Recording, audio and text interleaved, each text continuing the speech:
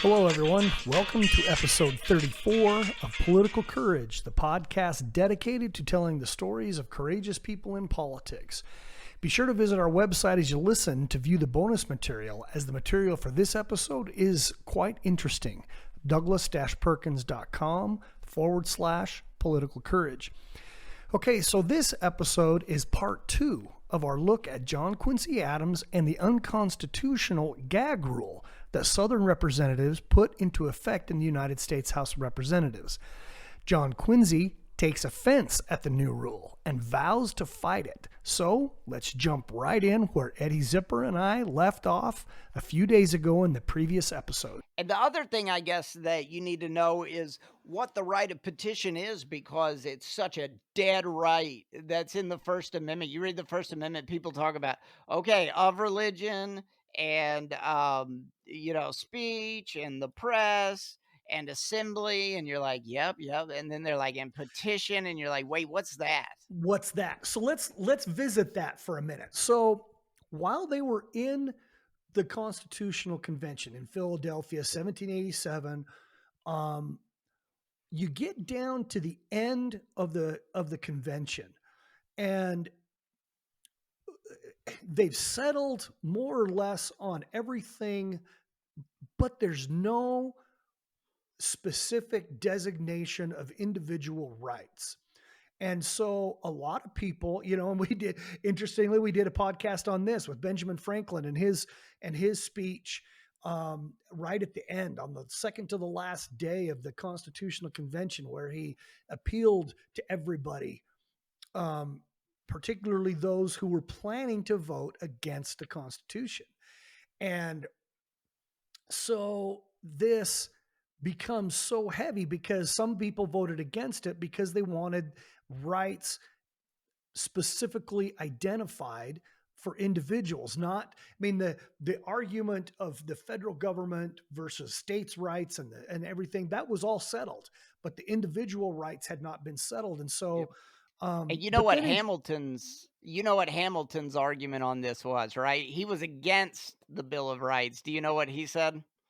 Was he the one? So did he say that if you specifically list the rights, then what happens to a right that's not specifically designated?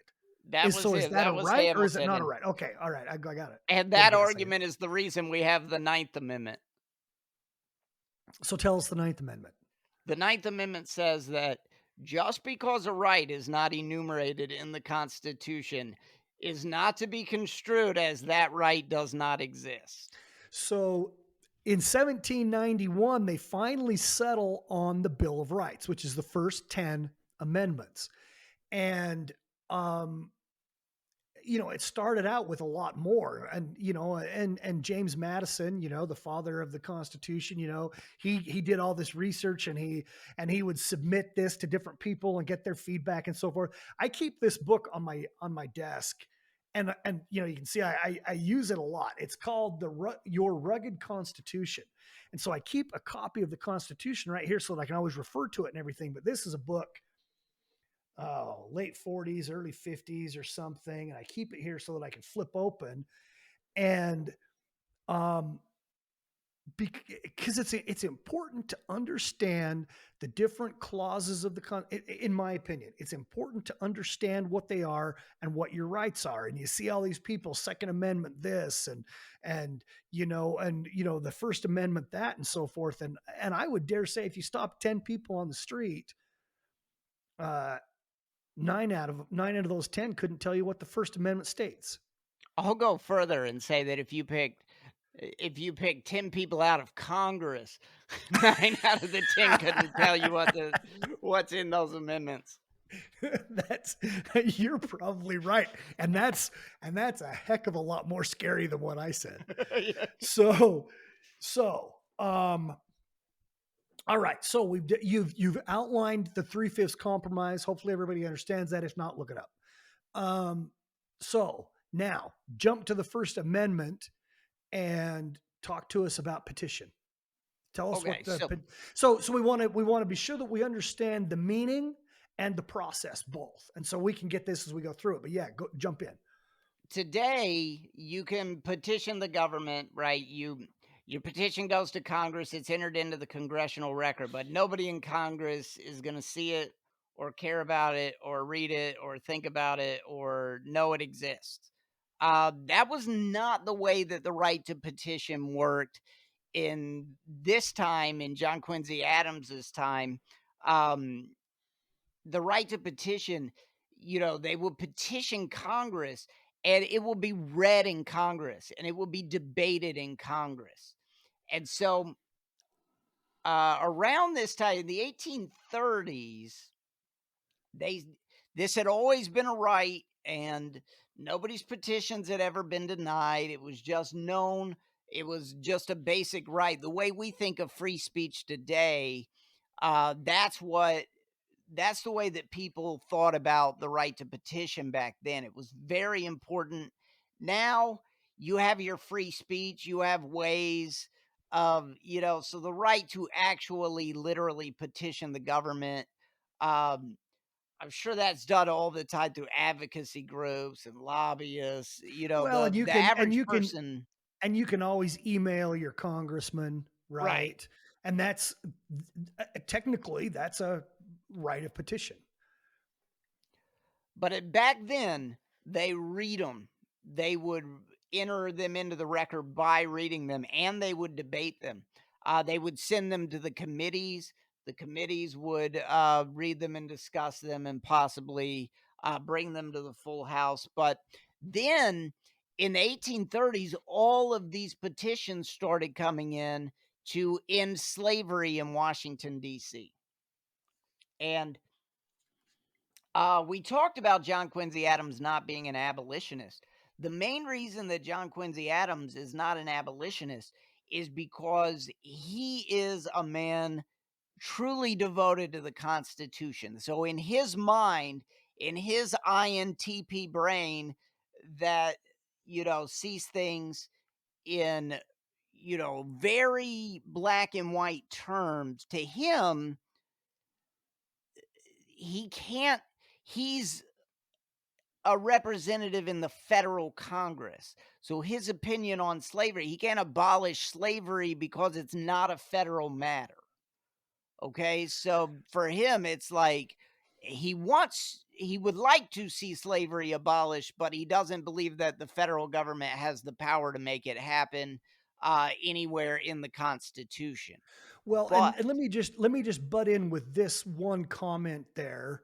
Um, One of the things that the Southerners held true, that they was very important to them, was they claimed that slavery was constitutional simply based on the fact that the Constitution did not discuss it, because if it wasn't constitutional, it would have been stated so in the Constitution.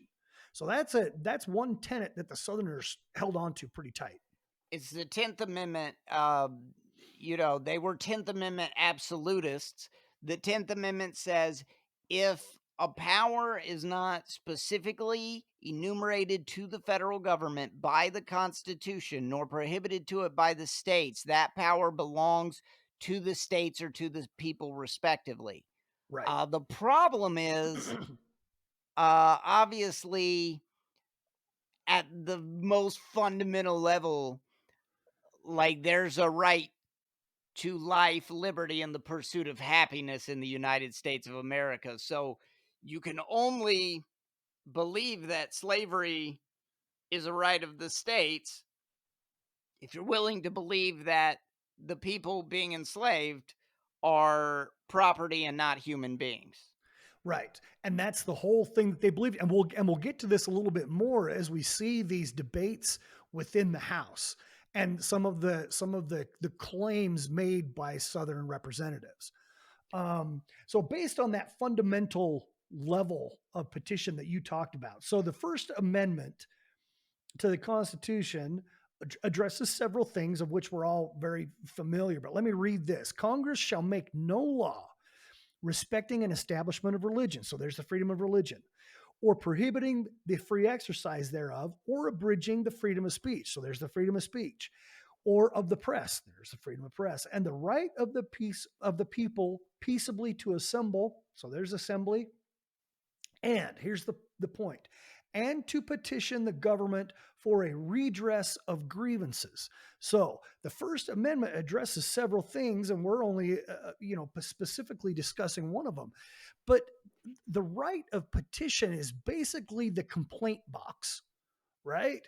When you used to, you'd go into a business and you'd see that little box over there with a little pad of paper, and it was this little wooden box with a little slot in the top, and you could put your complaints in. There was the complaint box.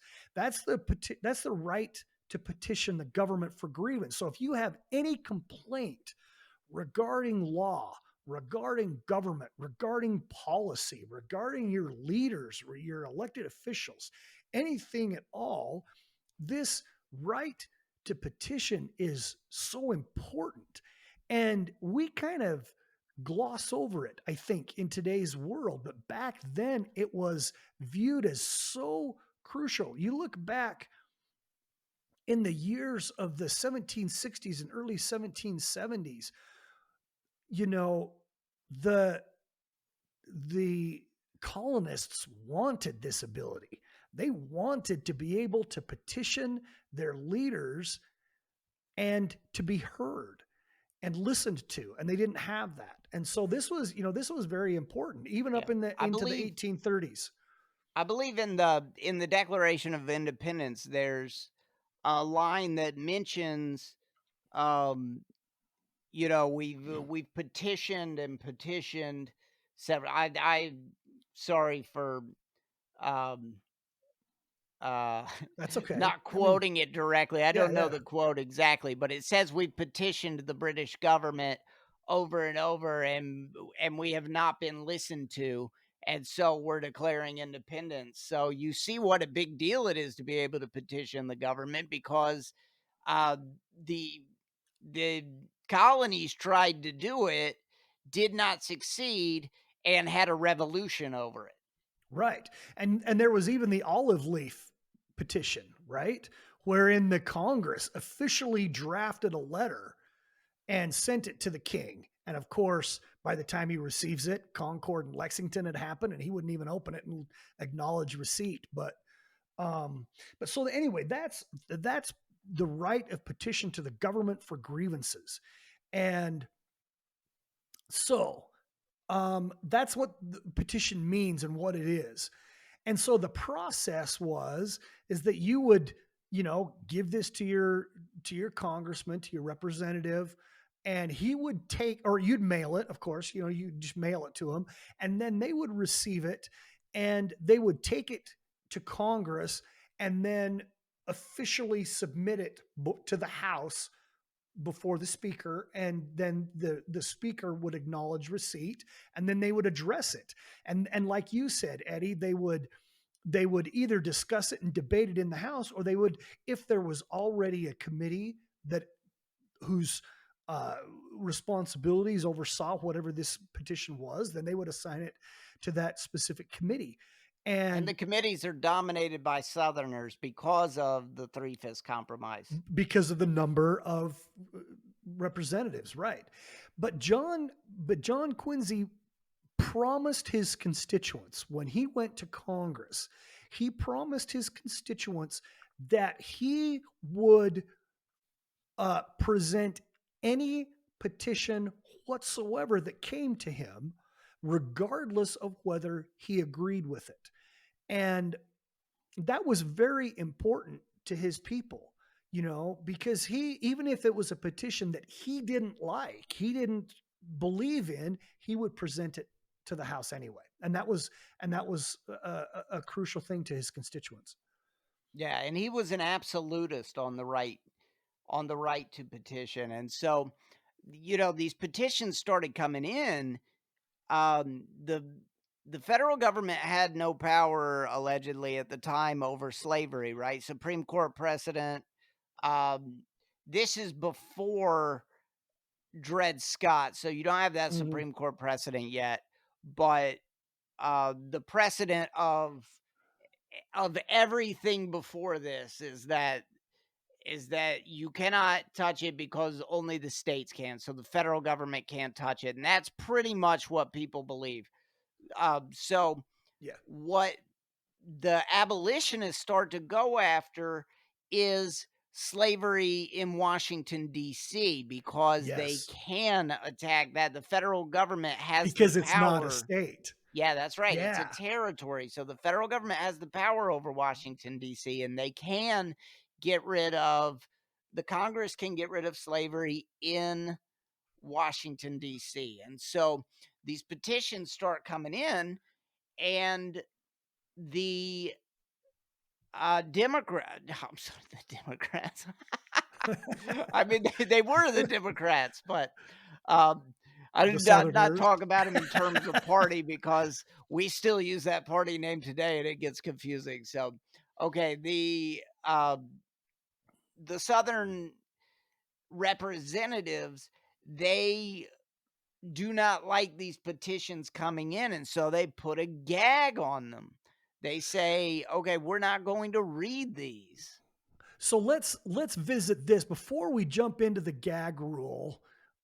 So there was kind of an established process in the House for receiving petitions, and what they would do is when Congress was in session, the they set aside Monday to receive petitions, and so any representative who had petitions from any of his constituents back in his home state, Monday was the day that they could, stand up, be recognized, take the floor of the House before the speaker, and present that petition.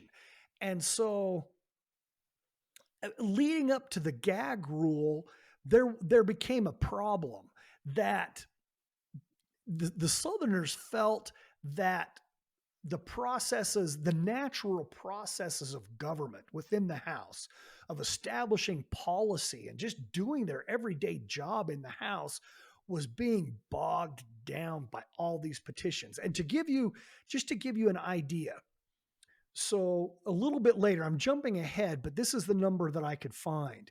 During the 25th United States Congress, so this is a little bit further, this is 1837 and 38.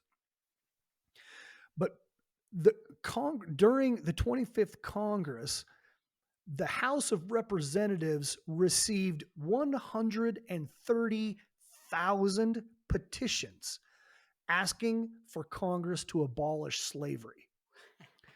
So in DC alone, like you said, so this is nothing having to do with any of the states then in existence. This was in excess of 130,000 petitions to abolish slavery in Washington D.C.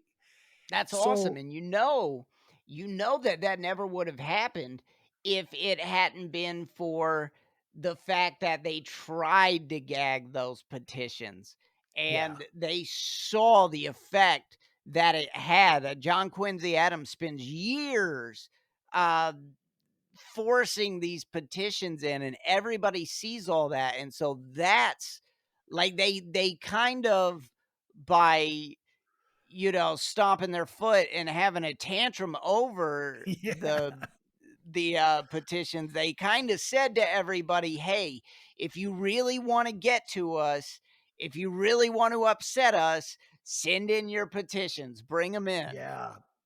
And so you can see how, you know, by the methodology of the House, these petitions were supposed to be on Mondays. Every Monday while Congress is in session, you have a petition, you raise your hand, you get the floor, and you read the petition, and then it's either assigned or whatever. But so even before the gag rule was implemented, um, they kind of had a process of tabling all of these petitions. So they got the pro slavery Southerners and so forth in the House grew so tired of these repeated petitions, that it was bogging down all the necessary work. And um, so they had this process of whenever a slavery petition was brought before the House, they would recognize it, and then a motion would be made to table it. And then, of course, it would be seconded, and so it would be tabled or assigned to a committee and so once it's tabled, tabling essentially means, oh, let's put it on the table and we'll address it another day. It's just kind of postponing it. But tabling any petition regarding slavery, you knew it was just ad nauseum. You just put it aside and it stays there forever and it's never addressed. So that was kind of the process. But then that changes. In the 24th Congress, so the 24th Congress first session begins in December of 1835. And this is where the proverbial crap hits the fan and things really start hitting. And so these petitions keep coming in. Interestingly, in 1834, there's many of these abolitionist groups across the North and so forth. And one of them that I just want to mention is called the American Anti-Slavery Society. And they start an anti-slavery petition drive. And they traveled around trying to get as many people as they could to send in petitions. And so, this is where we get to this 130,000, that I talked about earlier. But so in the 24th Congress, Adams had been looking for an opportunity to really address the treatment. And this is before the Gag Rule had even happened. But he wants an opportunity to tackle this issue of everything being automatically tabled and being shoved aside. In February of 1836, so this session of the 24th Congress has been going for a month and a half or something. Another petition came forward for the end of slavery in the District of Columbia. Interestingly, a South Carolina, it's always South Carolina, isn't it? Always.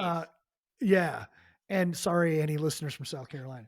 And I know they're out there. So a petition from one of the northern states is received, and South Carolina's representative, James Henry Hammond, decided, you know what, enough is enough. And he moves that the petition not be received by the House. So it doesn't even get received officially to even be tabled. He doesn't even want it to be received at all. And so he says, he stands on the floor of the House, and in process of arguing for it to not even be received, he says, slavery can never be abolished. I believe it to be the greatest of all blessings which Providence has bestowed upon our glorious region. So, he's even invoking God into this argument. And so he makes the official motion that it not be received. Then Henry Lawrence Pinckney, also of South Carolina, he stands many up. Pinckneys in American history. There are, all the way back to the First Continental Congress. Yeah. Yeah, and they're all from South Carolina. We're up to here with Pinckneys in American history, but none of them make it to the top. But lots of them try. Yeah. So Pinckney stands up and he seconds the motion, and he takes it one step further, and he makes the motion that any petition mentioning slavery in any way be automatically tabled.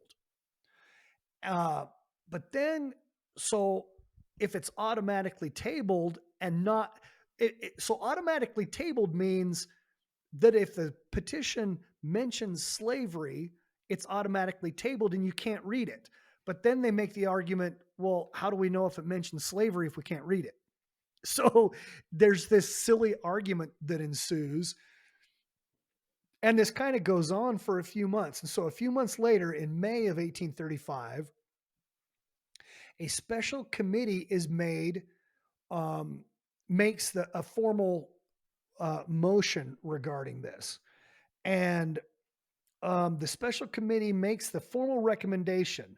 Congress possesses no constitutional authority to interfere. So that's just reiterating the point that you made, Eddie, in any way within the constitution of slavery in any state. Secondly, Congress ought not to interfere in any way with slavery in the District of Columbia. So, one point we need to make here is that the Speaker of the House is James Polk, who later becomes president. Only But speaker ever to do that. yeah, so he is a Southerner. He's from Tennessee and pro-slavery, of course. So this motion that is made by this committee that the House, that Congress has no constitutional authority to address slavery in any way in any state. And number two, that Congress should not interfere with slavery in the District of Columbia. And Speaker Polk upholds the motion. And then it's put forward. So it's then going to be put forward to a vote. So when the speaker then stands and he cuts off debate on the issue, so that then it officially goes to vote. And when he cuts off debate and does not allow any more debate, John Quincy Adams explodes. And he jumps up and he yells, "Am I gagged?" gagged? Exactly. Am I gagged or am I not? And he says, "This is in direct violation of the Constitution of the United States, of the rules of the House of Representatives, and of the rights of my constituents." Okay, everyone, I just want to interrupt for a brief moment and thank our sponsor, Escalante Yurts. On the screen, you can see photographs of the yurts, their accommodations, and local scenery, including photos of national and state parks located throughout southern Utah near Escalante. Escalante Yurts are open year-round for adventurers of every type. They are located midway along the scenic byway number 12, which connects the Mighty Five National Parks. Come see the incomparable opportunities for hiking and backpacking, camping, bird watching, and just about any other outdoor activity and adventure. The Escalante area is also a dark sky initiative site, so the opportunities for stargazing are also incomparable. Remember, EscalanteYurts.com for your next vacation. So you can just see short, little, bald, chubby John Oh, Quincy yeah. just erupting You know, in you anger. really need I was just gonna say you really need to see a picture of him. Um, I don't know if you can show a picture, but if you could just put up the picture of him, he's actually the earliest president that there's an actual photograph Photograph, of. yes, It's a great yes. photograph. Yeah. If people should Google it if you can't show it. I don't know, but I can put I'll put it. I'll be sure and put it up there. I'll learn how. somebody called him when he was with the European diplomats. Somebody called him a bulldog among spaniels, and Oh, I never heard that. I had never really understood what that meant until I have a neighbor now that has a King Charles Spaniel. And, it's got the curly hair and it's very, it's very, a very Prim and proper looking proper. dog. Yeah. It looks like it's very well behaved. And a Well, bulldog looks like, basically like John Quincy Adams. So when it's one of the greatest descriptions. yeah, when his father, John Adams, was in office, they called him his rotundity. Yeah, his And rotundity, yes. John Quincy Adams, his son, is not a lot different. He doesn't seem to be quite as round, but he's very similar to his father. And they're small. They get up excited. They're red in the face and the veins pop out of their forehead.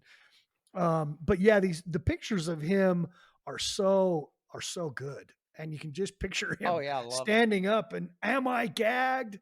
Am I being gagged or am I not? So, but Speaker Polk enforces this. It goes to vote there in the House, and the enforcement of this is put forward to the vote, and it is upheld by a vote of 117 to 68. And so we now have the gag rule enforced. And so, just so people understand what that means, if we haven't made it clear, is that no speaker in the House, no representative in the House is allowed to present a petition that mentions slavery. They are not allowed to stand and mention slavery. They are not allowed to invoke slavery, mention slavery, or anything in any way regarding any petition. And so this becomes a point of argument for John Quincy, because you have all these different um, all the business that comes before the House. You know, one that stands out is the right for statehood for Texas, right? And it's being brought forward as a slave state. And so you can debate Texas, but you can't bring up slavery. And slavery is a key issue here, because many people are going to vote against uh, Texas statehood simply because that increases the number of senators and representatives in the federal government from slavery states. And so it becomes a very crucial Yeah, argument. I think another one is Arkansas and Michigan coming into the Hmm. union, Hmm. because we're operating now on the Missouri Compromise, which is where they compromise. They say, okay, Missouri comes in as a slave state, but Maine comes in as a free state. So you always are going to bring in a slave state and a free state so that everything stays even in the House of Representatives, and the Southerners don't lose um their puffed up majority. Right, right. They're bloated majority. Yeah. So as this goes on, um, John Quincy Adams kind of takes this whole gag rule as a personal challenge. He takes it personally, and he calls it in his journal. He wrote, and he called the defeat of the gag rule his sacred duty. And so this becomes such a big deal. It's personal to him. And it has to do with slavery, absolutely, but it also simply has to do with constitutional rights, and the First Amendment, and everything else. That, regardless, you can't delineate and pick and choose what people can petition and what they can't petition, and that's simply what the Southerners had done. Um, have we covered that? Have we given you know? Uh, have we covered that lead up to the gag rule? We've got the gag rule established. Yeah, I mean, you knew all the details on it. I didn't know those details by heart. Like, I would have to, Well, I didn't have know all them by kinds of heart. I got notes to have known that many I details, got but notes that's coming it. out my ears here. I Once I I hear them, I remember them, but Yeah. I mean, I could You know, never have. there's one thing that I just simply want to mention, um, that will help paint a picture in everybody's mind to show how the disdain that Southerners have for John Quincy Adams. And it's not just the gag rule, it's not just slavery. Adams um, had a certain adeptness at ticking off Southerners.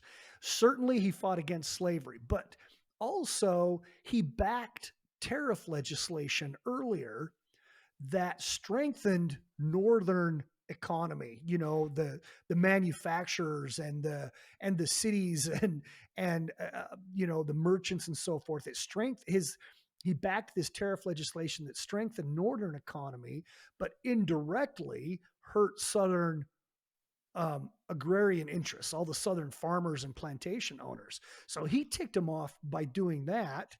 He also believed in gradual integration of Native Americans, um, and he was very proactive in stating his that he wanted consensual agreements between the states and the Indian Native Americans and between the federal government and the Native Americans. He also believed that the government, regardless of whether it was federal or state, he also believed that the Native Americans should be paid for their land. And this all, of course, came in direct opposition to President Jackson's Indian removal policy, which of course favored the South and favored the simply taking the land and shoving the Native Americans to the west of the Mississippi River, of course.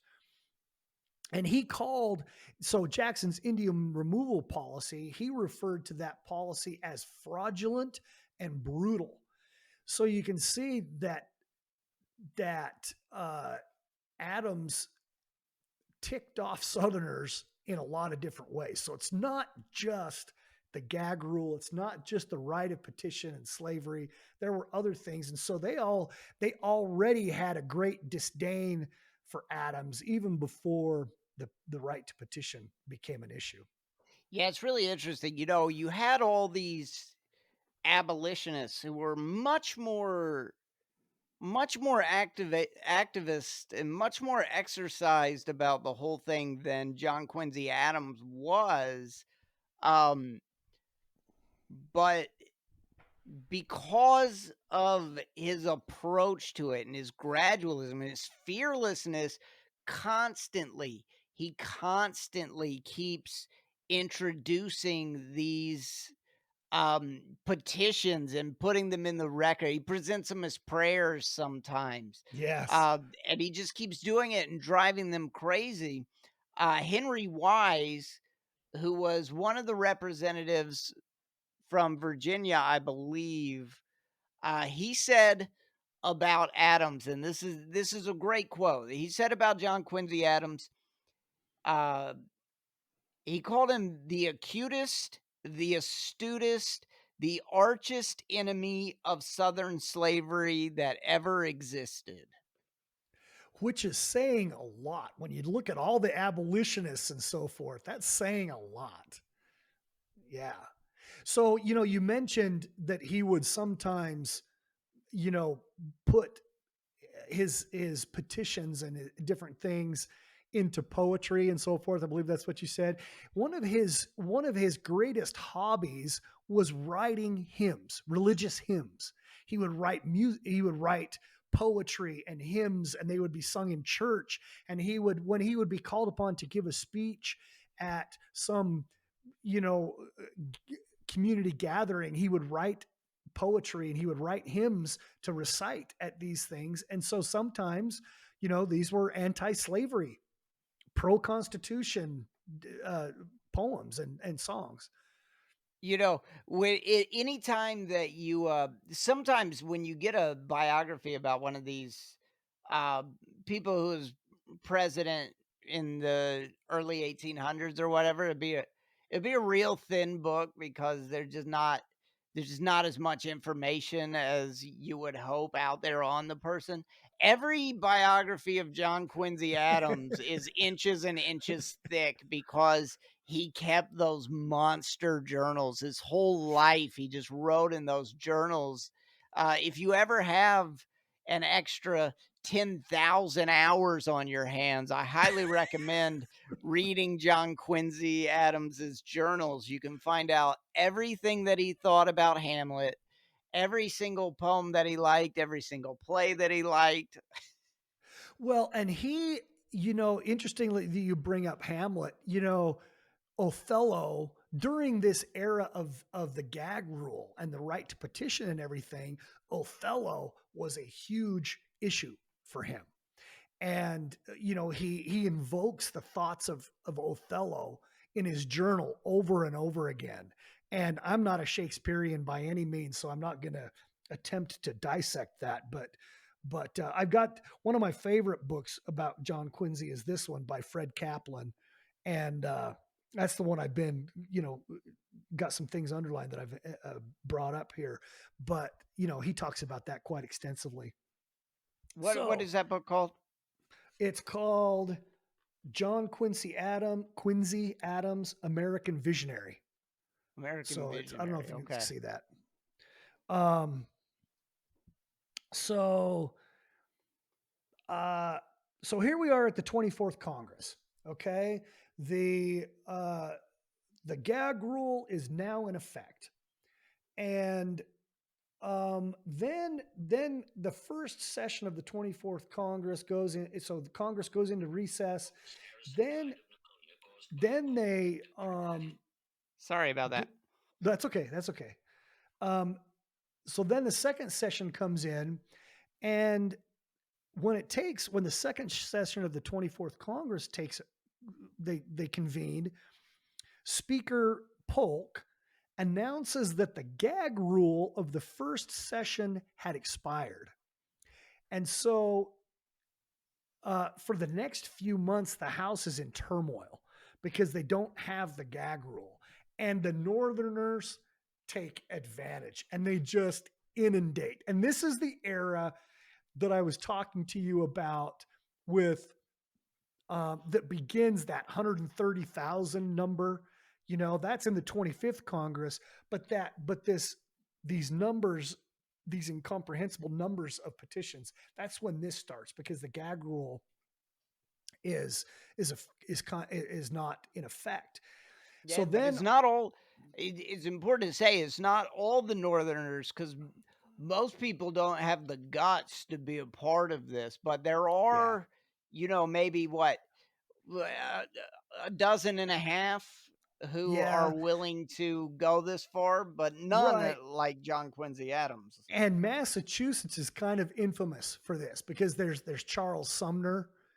And there's a few guys like this that just really don't care what anybody thinks, and they are going to do uh, they're going to do everything they can to just tick off the Southerners.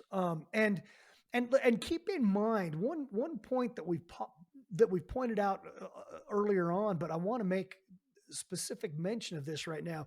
Keep in mind that we mentioned that John Quincy was the uh, greatest Secretary of State in history. And one of the things that makes him so good as a Secretary of State as a congressman is his ability to understand diplomacy and how the rules of interaction work in government. And he has this adept ability, this ability to back people up into a corner just with argument, just with his ability to use language and so forth. And this comes from his involvement in government for so many decades. And he just understands how to do it. And They used to call him Old Man Eloquent. oh, yeah, yep, I have read that. That's interesting. So on February 6th of 1837, about a month and a half into the second session of this 24th conference, all hell breaks loose. When John Quincy Adams, so he stands up and he presents a petition from a group of Massachusetts women, and it's tabled. But then he stands up and he presents another one, and this is what really ticks just is just the spark to the tinder. And he stands up and he presents a petition that is purportedly by slaves, Yeah. right? We And so if you can imagine, a year earlier when he stands up and he yells, "Am I to be gagged?" Right? All the Southerners in the house stand up and start yelling in the same way. That do slaves really have the right to petition? And you're unconstitutional. They start, different Southerners start making threats and so forth, and just literally all hell breaks loose in the House.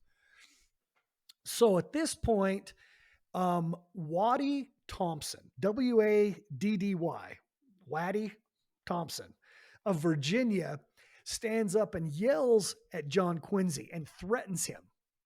And he calls him, and this is where things really get crazy. He calls him to the bar of the House, meaning he basically submits a motion to the Speaker to have John Quincy censured, officially reprimanded by the House.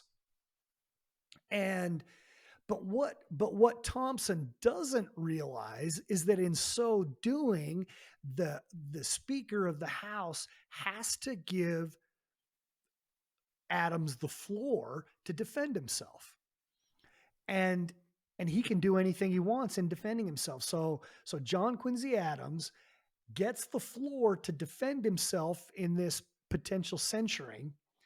And so on February 9th, a couple of days later, he's given the floor at when the House first convenes in the morning, and he stands on the floor of the House for the entire day, reprimanding the Southerners, defending himself, talking about slavery as much as he possibly can. And, he gives them everything he has all day long. And then following his speech, the House has to vote on whether to censure him officially, whether he's going to be officially punished by the House.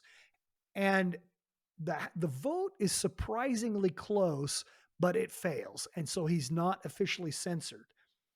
And so the vote is 106-93. So he's not censured, but it's close. Yeah, and I mean, you have to appreciate, like, this is the former president of the United States. Yeah. And he's being censured for speaking in Congress. I mean, Well, and it's not been that amazing. long. It's not been all that long since he was president. What, 8 years? And so a lot of these congressmen were in office when he was the Speaker of the House, or excuse me, the Secretary of State and president.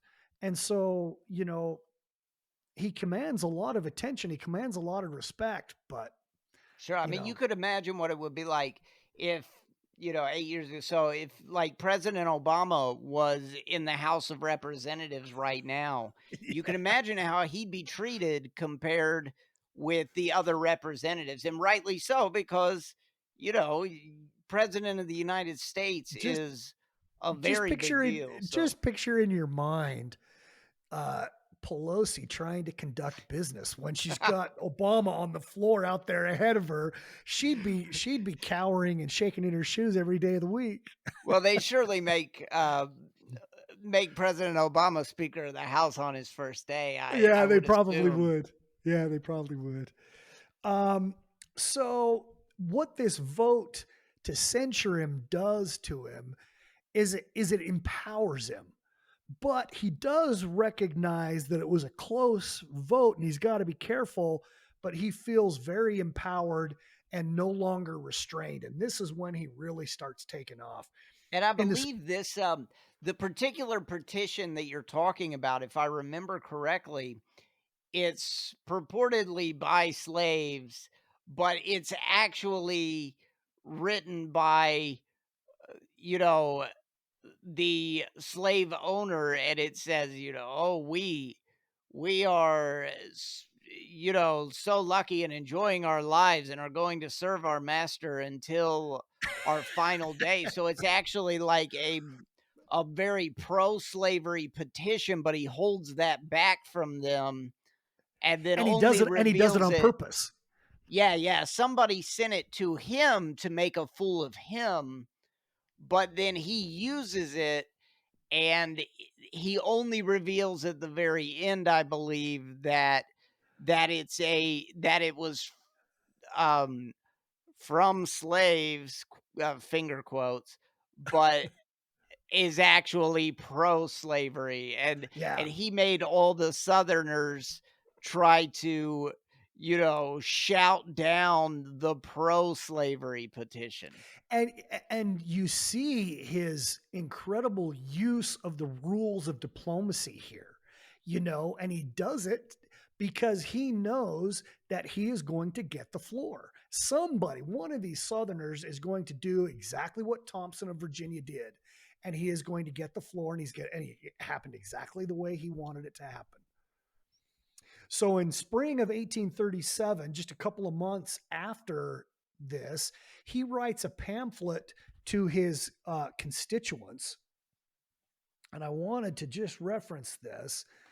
And here's what you mentioned earlier, Eddie, where some of his petitions are written as prayers, right? And songs and hymns mentioning, invoking God and so forth. So he writes this pamphlet that is going to be distributed throughout his district and ends up going further than that, but it's distributed to all of his constituents. And in this he says, petition was prayer. It was the cry of the suffering for relief, of the oppressed for mercy. It was what God did not disdain to receive from man, whom he had created, and to listen to prayer. To hearken to the groan of wretchedness was not merely a duty, it was a privilege, it was enjoyment. It was the exercise of a godlike attribute. And so, you can see him, he's appealing to the anti-slavery sentiment within his district and in the North, but it's also inflaming the people in the South that get a hold of it and see it in Congress, especially because he's invoking God, the same God that the Southerners believe is backing slavery. So it's just they feed off of each other, and he plays right into their hand. Yeah, and, you talked about the resolution to censure him. There will later be a because this keeps going on and on, there's later a resolution to expel him from the House of Representatives. A former president of the United States, we are going to expel him from the House of Representatives. That one fails too. There are Yeah. constant death threats. People send him bullets. They send him, we're going to kill you. They send him all these things that they're going to cut off his head. And he never even presents these death threats to the sergeant at arms or to, um, I guess there's like a U.S. Marshal of some sort. Yes. Yes. He doesn't do any of that.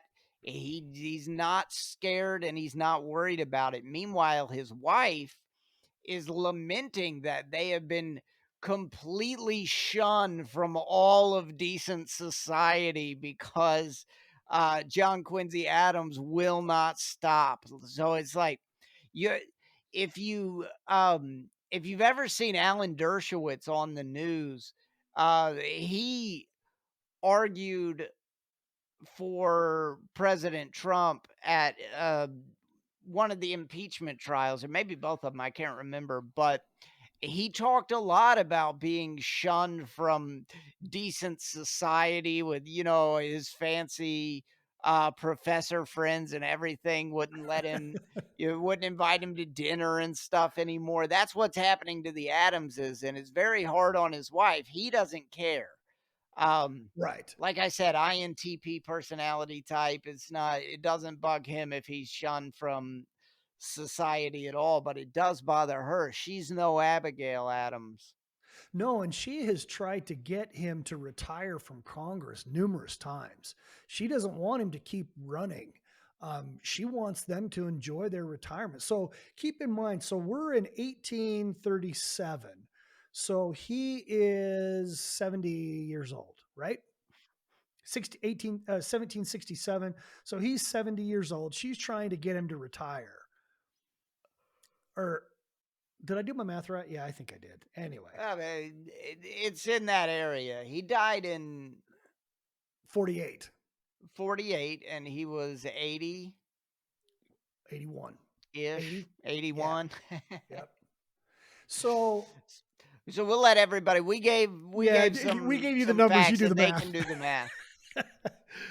So what it boils down to during this time, John Quincy eloqu- he he vocalizes and writes in his journal that he has realized that the Constitution needs amendment. And for two reasons. It needs amendment to correct its flaws, which specifically is um, the 3/5 rule that you talked about, and fugitive slave protection. So, and this is the area which the fugitive slave law was, these fugitive slave laws were being instituted by the states and being addressed in the federal government. So the Constitution needs amendment to correct its flaws and also to protect the civil liberties of the people, specifically the right of petition. So that's kind of a an interesting time for him, that's crucial for him personally, because he realizes, you know what, we need to amend the Constitution. Then in February of 1839, he introduces a constitution. Now, keep in mind, we're jumping forward and we're skipping time and we're going from one Congress to the next. But just suffice it to say that during these years, during these months, he is presenting petition after petition, um, and different constitutional recommendations and all of these things regarding slavery and the right to petition. So it's not just these few that we've addressed specifically; it's many of them. So in February of 1839, he introduces a constitutional amendment which will abolish hereditary slavery. So what tell us about this, Eddie? What's hereditary slavery? I think it's self-explanatory, but Yeah, I mean it's you know, they stopped the Constitution stops the slave trade in I think, yeah, what is it, 1808? 1808. Yes. Okay, so hereditary slavery is you're born in the United States, but you're born into slavery. Yes. And so this constitutional amendment that he puts forward in early 1839 will abolish that. So the children of slaves are not slaves. Not when they're born then free. And of course that's a huge deal. I mean, look at your any of your relatives or neighbors that have animals. You pay a lot to get to put your animals to stud, or to, you get paid a lot, and it's lucrative. And so every child that's born into slavery is easy money for the slave owner. And that amendment is ahead of its time and very bold, but you can see in it the incrementalism, the gradualism that defines John Quincy Adams's tactics. He didn't introduce an amendment to abolish slavery, but an amendment to abolish hereditary slavery. So even there, you can see It's that, gradual emancipation. yes, always like he believes in that gradualism. Yeah. He's not, he understands, especially at this point in his career, that if you're too far ahead of everybody else, that nobody is going to follow you. Nobody's going to be able to follow you. So you have to stay only one step ahead of everything, and then other people can follow you to it. If you jump to the end, then nobody can follow you there. Right. And Right. I think by this point in his career, he's really learned it. He didn't learn it uh, before he became president. That was one of the major problems with his presidency is that he was so far out ahead of other people in his ideas No that compromise. yeah, yeah, and people just didn't understand his ideas. Like he had what it was basically the idea for the United Nations. He had that idea for the um for our hemisphere and the Americas. He wanted a United Nations with the United States and the South American or Latin Which was American countries. 100 years before its time. Yeah, Yeah, people thought it was insane. They thought it was completely just bonkers, but that's the kind of thing that he'd come up with, something that was just so far ahead of its time that people around him couldn't even grasp it. It just seemed like crazy nonsense to them. right. So that's a very good point because he begins to learn the importance of compromise and of collaboration, even appeasement. He's trying to do this gradual thing and of course he's learned that he'll gain more votes that way. He'll gain more support for it. So this amendment, of course, doesn't go much of anywhere.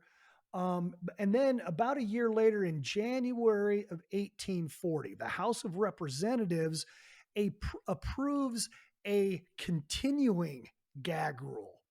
So remember, the first gag rule that was put into place back in 1837 expired at the end of that congressional session. This one, however, they learned their lesson and they've made the motion to put this gag rule into place that does not need to be renewed. It continues from session to session and so forth. And so it is approved by a very close vote of 114 to 108. So it just barely squeaks by. Um, and so now there's a new gag rule in place, but John Quincy still keeps trying to make his petition, still keeps fighting the gag rule, and um, and continues to do that and cause disruption in the House. So now we jump forward 4 years to early 1844. And there has been additional pressure on the House of Representatives. John C. Calhoun, interestingly, is a Southern senator. So he's in the Senate. And keep in mind, this is where that three-fifths compromise, that three-fifths rule that you talked about, Eddie, comes into play because the South has such representation because of that three-fifths, but in the House, or excuse me, in the Senate, they don't have that. It's equal.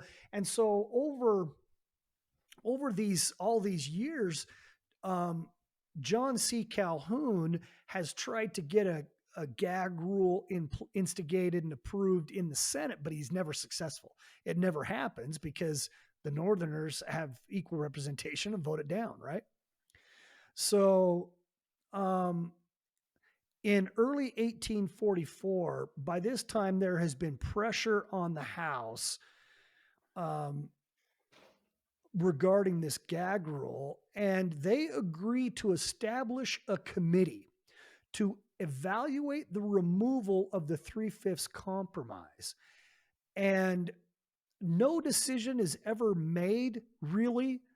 But there's this pressure on them, and so the only thing that comes out of this committee is a request back to the House for the House to determine the number of slave owners and the value of slave property. So, all right, well, we'll tell you we want you to do this and this, but they don't really ever come to any decision or resolution on that three-fifths compromise. But then in December of 1844, I don't know. I didn't take the time to do the research. It would take a little bit.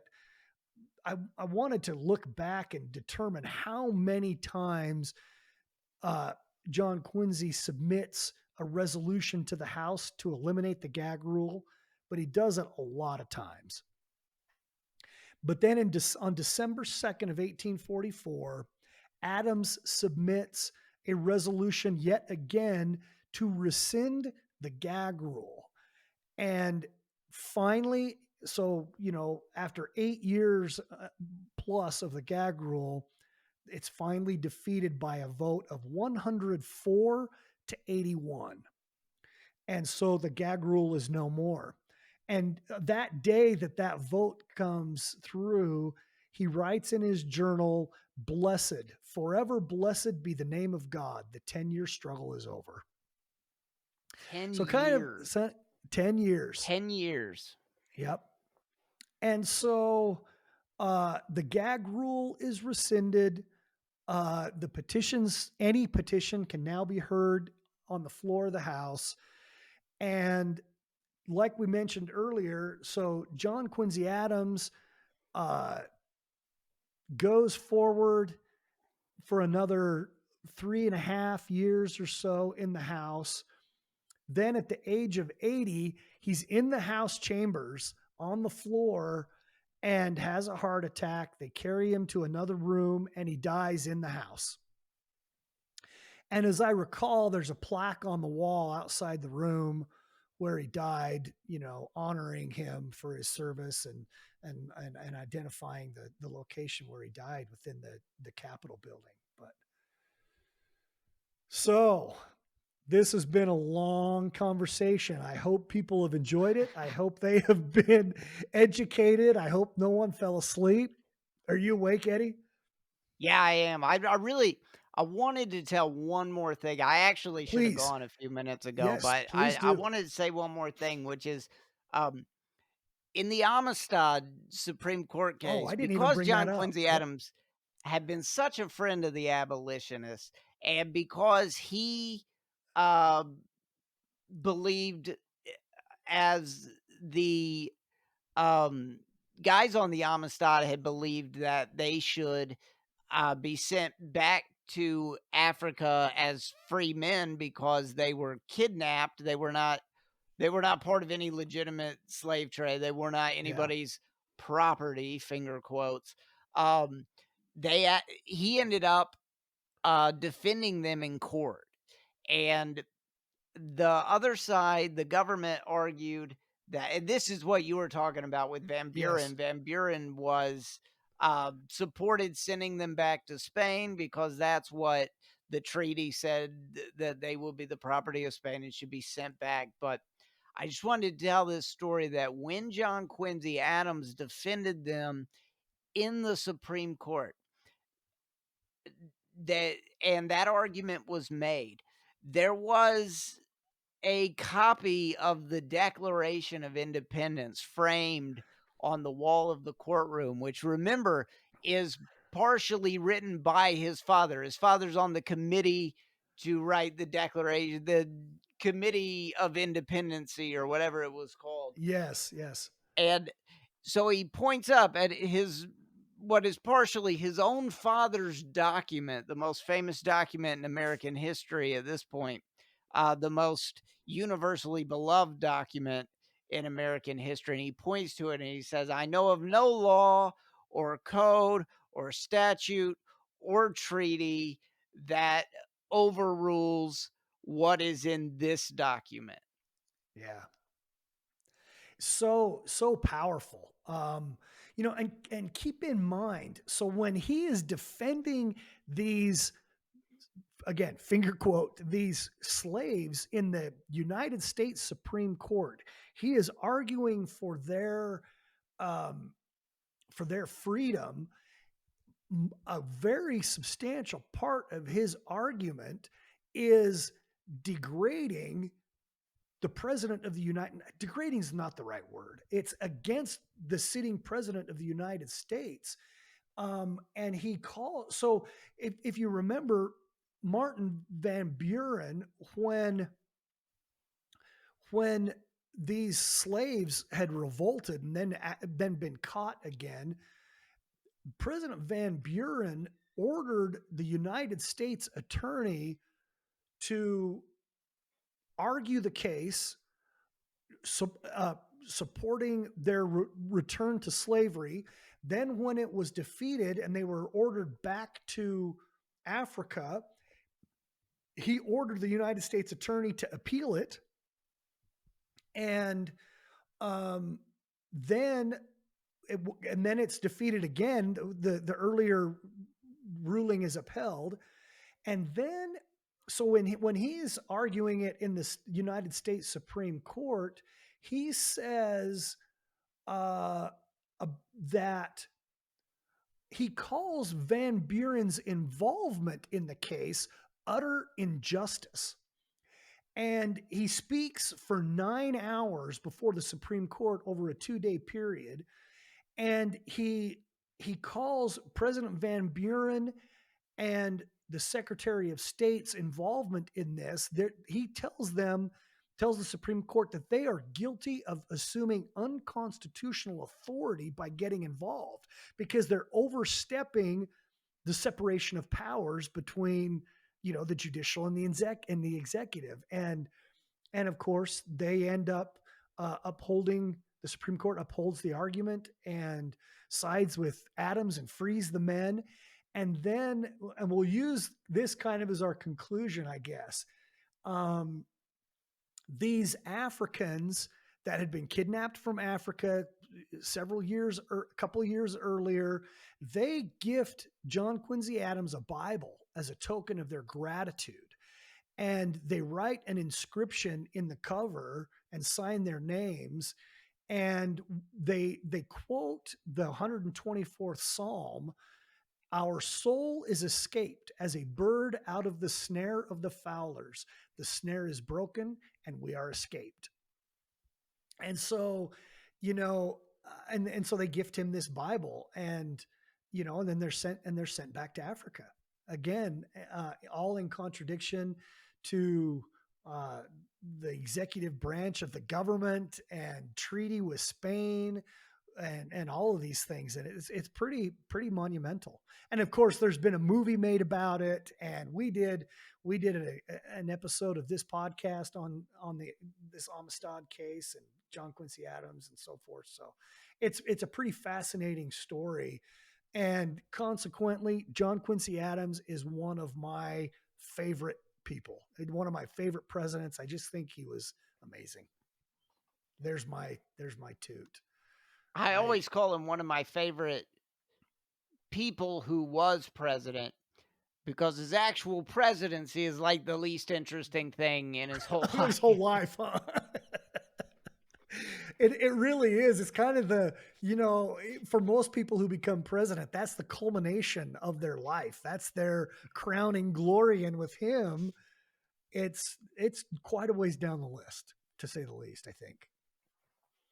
Because it's next to his time in Congress and his time as Secretary of State and even earlier offices when he's minister to these different countries. He was just so successful, did so much. Eddie, thank you so very much for participating in this. This has been fascinating. It's been educational. We encourage you to visit our website, douglas-perkins.com/political courage. Eddie, any last shout outs, anything you want to shout out to the people? What do we need to do? Anything we need to visit? Oh yeah. Every election ever in beer. Yeah, please. Go download every episode of Every Election Ever in beer. Learn all about every election ever. Don't download the last episode and hear our predictions for the 2020 election. They are not worth hearing, but download the rest of them. Yeah, that was a very good podcast. I thoroughly enjoyed that. What else were you going to say? That's it. Oh, that's that was all it? I Okay. got. Okay. Well, everybody, have a great evening. Thank you for participating in the Political Courage podcast. Thank you to Eddie Zipperer, and have a good evening.